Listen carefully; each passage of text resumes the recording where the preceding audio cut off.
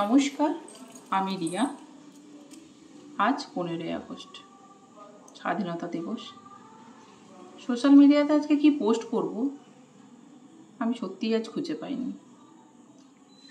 নানা মানুষ নানা রকমের পোস্ট করছে, লাইক কমেন্ট করতেও আমার ইচ্ছে করছে না। আজকে 15ই আগস্টের দিনে তার কয়েকটা দিন আগে এত বড় একটা ঘটনা ঘটে গেল। আমরা কি স্বাধীন সত্যি হয়েছি? আমরা মেয়েরা স্বাধীন হইনি। আমাদেরকে মেয়েদেরকে একটু সন্ধে ঘনিয়ে এলে বাইরে বেরোতে হলে 10 বার ভাবতে হয়।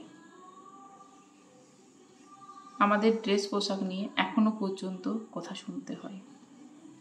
কিছু কিছু মানুষের কথাবার্তা হচ্ছে ড্রেস পোশাকটা ঠিক করো, তাহলেই আর রেপ্ট হবে না। সত্যি কি তাই? তাহলে একটা 9 মাসের মেয়ে কেন রেপ্ট হয়? তার তো কিছুই নেই। আজকে যে মৌমিতা দেবনাথ আর.জি. কর হসপিটালের ডক্টর, তিনি যে মারা গেলেন, তার ড্রেস পোশাকটা কী ছিল? তিনি যখন মারা গেলেন, তিনি তো একজন ডক্টর, তিনি তো ডিউটি আওয়ার্সে ছিলেন। তিনি তো ফ্রেশ হয়ে তার রুমে সে ডিনার করে একটু রেস্ট করতে গেছিলেন। তার ড্রেসটা কী ছিল বলুন তো, যে তার রেপ্ট হয়ে গেল? যখন কোনো কথা বলবেন একটা যুক্তি দিয়ে কথা বলুন না। মানসিকতা আপনার মাথায় আছে, আপনার যে নীচ মানসিকতা সেটা আপনি প্রমাণ দিচ্ছেন আপনাদের এই কমেন্টের মাধ্যমে। অনেকেই লিখছেন সোশ্যাল মিডিয়াতে পোস্ট করে কি হবে। আজকে সোশ্যাল মিডিয়ারও অনেক ক্ষমতা, সোশ্যাল মিডিয়াও অনেক কিছু করতে পারে। আমরা প্রতিটা মানুষ, শুধু মহিলারা নয়, পুরুষরাও যদি চেষ্টা করি, আমরা খুব তাড়াতাড়ি পারবো মৌমিতা দেবনাথের দোষীদের শাস্তি দিতে।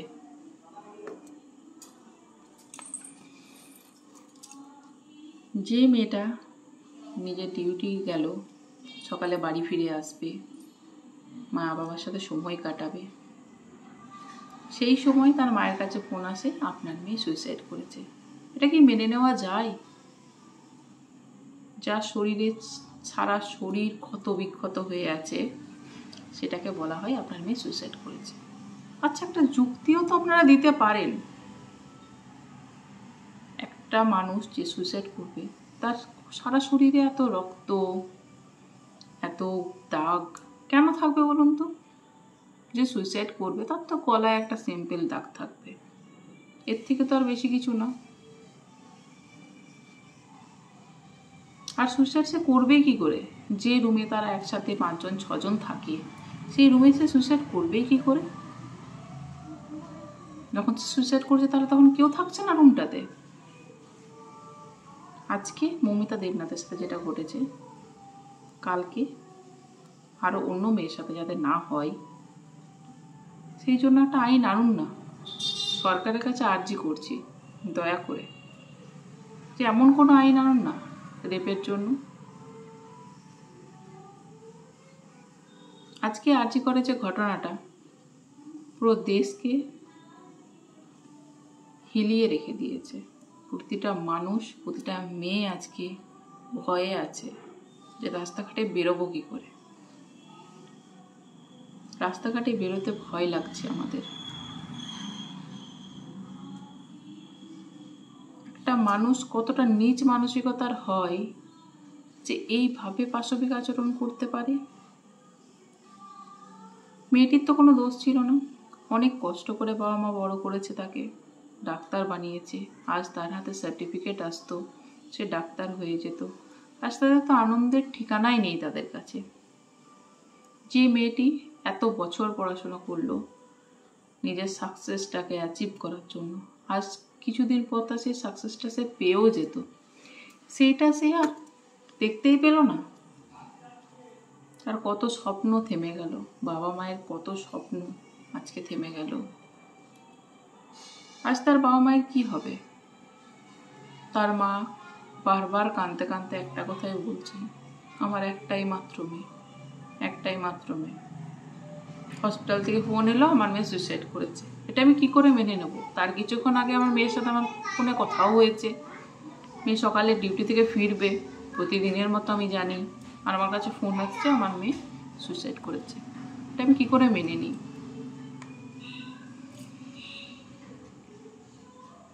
যে বাবা মা বারবার করে জানাচ্ছে আমি আমার মেয়ের দোষীদের শাস্তি চাই, একবার তাকিয়ে দেখুন না সেই বাবা মায়ের মুখটার দিকে।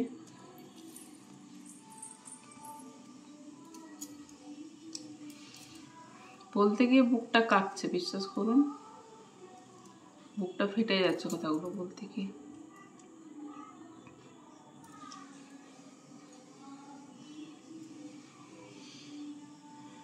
আজকে যার সাথে তার 13 বছরের সম্পর্ক,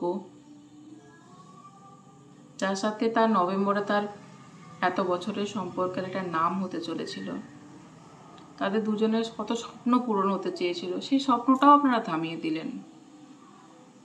আজ 13টা বছর তারা একসাথে থেকেছে, এই দিনটার জন্যই তো সামনের নভেম্বরে তাদের বিয়ে ছিল।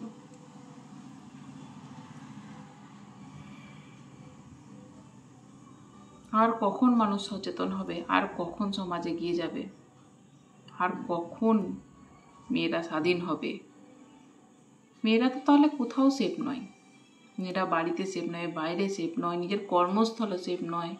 একজন ডক্টরের ওপর যদি এসব হতে থাকে, তাহলে আমরা তো একদম সাধারণ মানুষ, যারা আমাদের প্রাণ বাঁচাচ্ছে, তারা যদি সেফ না হয়, তাহলে আমরা কি করে সেফ হই বলুন তো?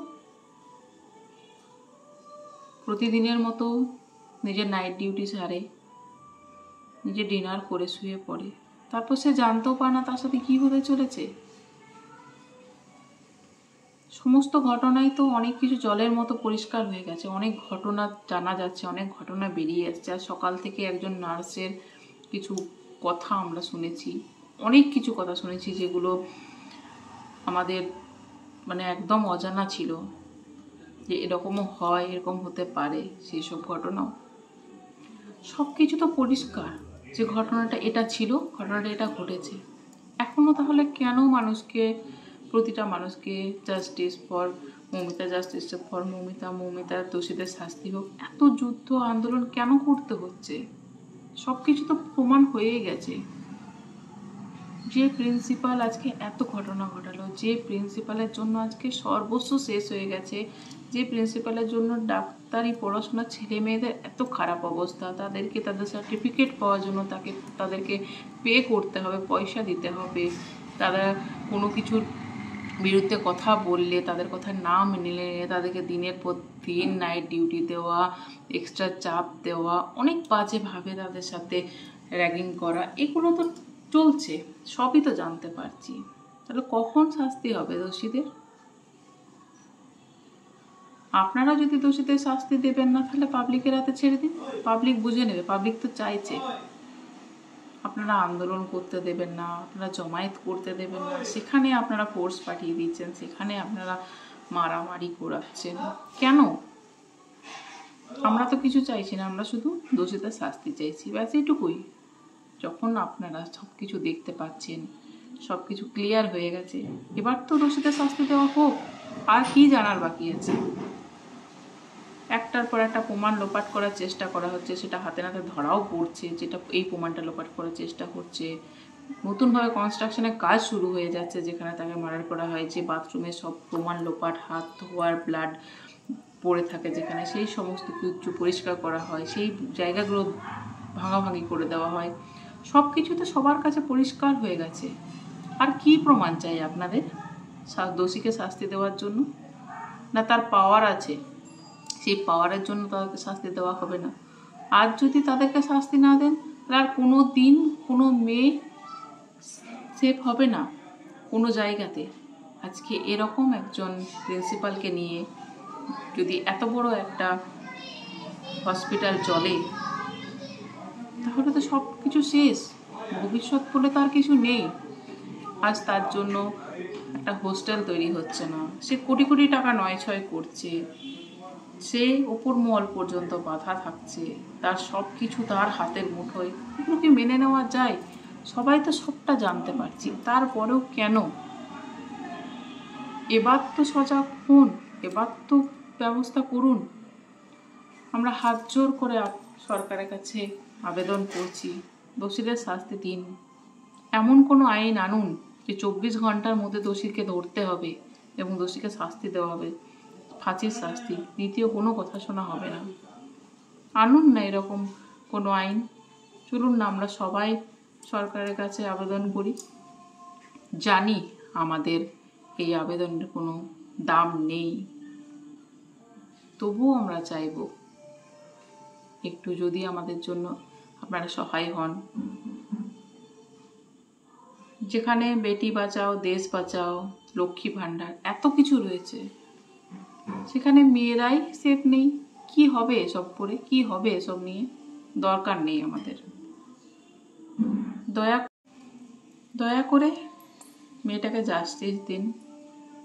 আমাদের সবার আবেদন, মেয়েটাকে জাস্টিস দিন। মেয়েটা অনেক কষ্ট পেয়েছে, আর নয়।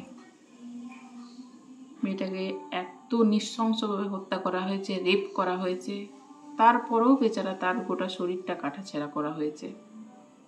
অনেক কষ্ট পেয়েছে মেয়েটা, আর নয়। আর 4 দিন ধরে তো একরকম চলছে।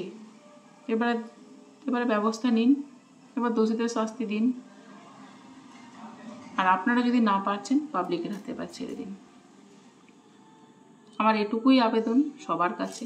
পোস্টটা বেশি করে শেয়ার করুন, সবাই গর্জে উঠুন আর নিজেদের জন্য লড়াই করুন। নমস্কার।